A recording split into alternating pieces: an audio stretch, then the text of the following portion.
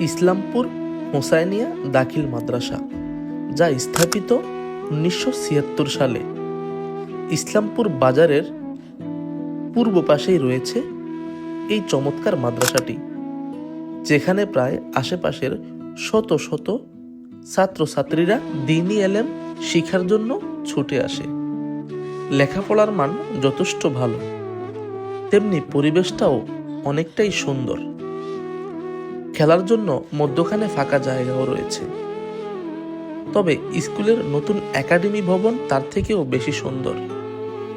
মনে হচ্ছে এটি খুব রিসেন্টলি হয়েছে। তবে ইসলামপুর বাজারও কিন্তু কম সুন্দর নয়। বাজারের মধ্যখানেই রয়েছে সারি সারি নারকেল গাছ, যা ইসলামপুর বাজারকে মনোমুগ্ধকর একটি আকৃতি দিয়ে রেখেছে, যা আসলেই একটি বাজারের পরিপূর্ণ সৌন্দর্যকে ধরে রেখেছে। ভিডিওটি ভালো লাগলে ফলো করে সাথেই থাকুন এবং শেয়ার করে সকলকে দেখার সুযোগ করে দিন। দেখা হবে নতুন কোনো ভিডিওতে, নতুন কোনো স্কুলের সন্ধানে। ততক্ষণ পর্যন্ত ভালো থাকুন, সুস্থ থাকুন। আসসালামু আলাইকুম।